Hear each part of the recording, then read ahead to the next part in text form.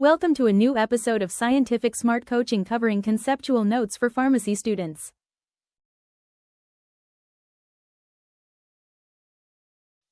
Scientific smart কোচিংয়ের এই new এপিসোডে আমার সবাইকে স্বাগত জানিয়ে এপিসোডটা শুরু করছি। তোমরা জানো scientific smart coaching #Bangla #Pharma এর অন্তর্গত বিভিন্ন ভিডিও আপলোড করা হচ্ছে। এখান থেকে আপলোড করছি বিভিন্ন ভিডিও বাংলা মাধ্যম থেকে আসা স্টুডেন্ট যারা ডি ফার্মা কোর্স করছে তাদের কনসেপ্টটা যাতে ক্লিয়ার হয়, কনসেপ্ট বিল্ডিং এই ভিডিওগুলো আপলোড করা হচ্ছে একের পর এক ইউটিউবে। এবং আজকে আমরা হাইপারটেনশনের ক্লিনিক্যাল ম্যানিফেস্টেশন এই নিয়ে পড়ব।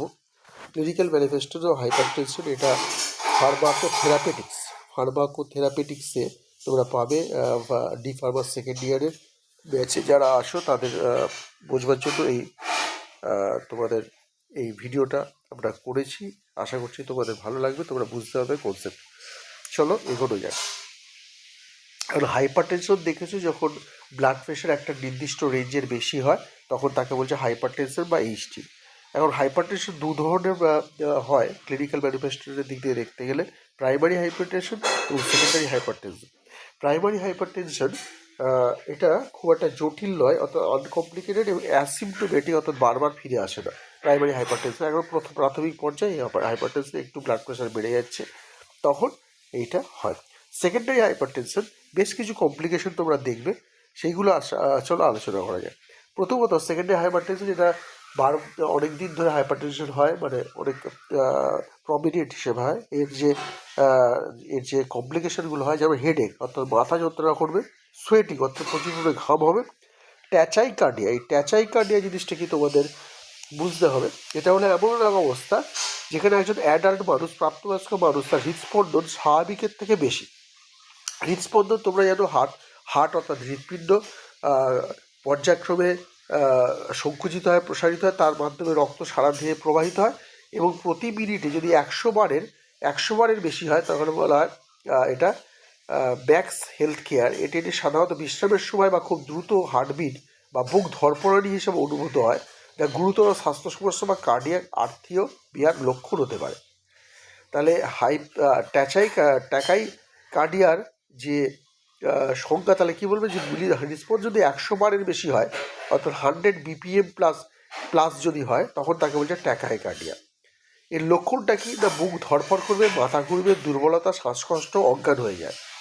এর কারণটা কী হতে পারে, মানসিক চাপ, অতিরিক্ত কফি খাওয়া, জ্বর, রক্তশূন্যতা, হার্টের সমস্যা বা ডিহাইড্রেশন। তাহলে এইটা ট্যাকাইকার্ডিয়ার উদাহরণ। এটা কিন্তু সেকেন্ডারি হাইপারটেনশনের একটা অন্যতম লক্ষণ, যেখানে ট্যাকাইকার্ডিয়া হতে পারে। প্যালপিটেশন, জল পিপাসা পাবে, বারবার জল পিপাসা পাবে। অর্থোস্ট্যাটিক হাইপারটেনশন আর একটা গুরুত্বপূর্ণ লক্ষণ এখানে তুমি দেখতে পাবে, অর্থোস্ট্যাটিক হাইপারটেনশন জিনিসটা কি তোমাকে জানতে হবে। চলো তাহলে আমরা কি দেখলাম, হেডেক অর্থাৎ কিনা মাথা যন্ত্রণা হতে পারে, সোয়েটিং অর্থাৎ কিনা হতে পারে তোমার ঘাম, অতিরিক্ত ঘাম হতে পারে। আচ্ছা, আর কি দেখলাম, আর দেখলাম ট্যাকাইকার্ডিয়া, বুক ধরপড়ানি, প্যালপিটেশন, জল পিপাসা। আচ্ছা, অর্থোস্ট্যাটিক হাইপোটেনশন এটা কি, এমন একটা শারীরিক অবস্থা যেখানে বসে বা শুয়ে থাকা অবস্থা থেকে হঠাৎ তুমি উঠে দাঁড়ালে তোমার ব্লাড প্রেশার দ্রুত কমে যায়।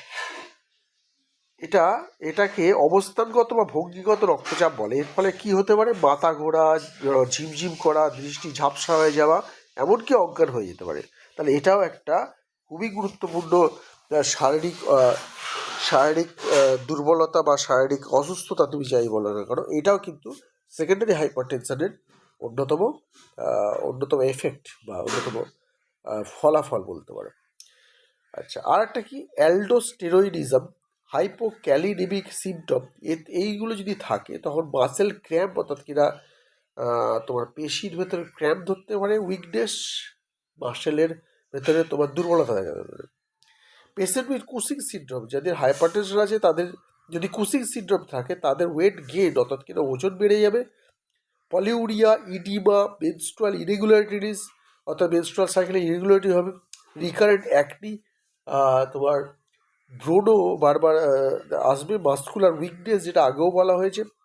In addition to classic feature, আর কি ক্লাসিক ফিচার থাকে, মুড ফেস হবে, বাফেলো লাভ, হার্সুটিজম। তাহলে এইগুলো হতে পারে। সেকেন্ডারি হাইপারটেনশন যদি হয় তাদের ক্ষেত্রে ক্লিনিক্যাল ম্যানিফেস্টেশন এইগুলো তোমরা লক্ষণ দেখতে পাবে। চলো আজকে এই ভিডিওটা এই পর্যন্ত সমাপ্ত করছি। পরবর্তী ভিডিওতে তোমাদের সাথে আবার দেখা হচ্ছে। Like, share, subscribe and comment to this video and our YouTube channel of Scientific Smart Coaching. Thank you for watching this video of Scientific Smart Coaching.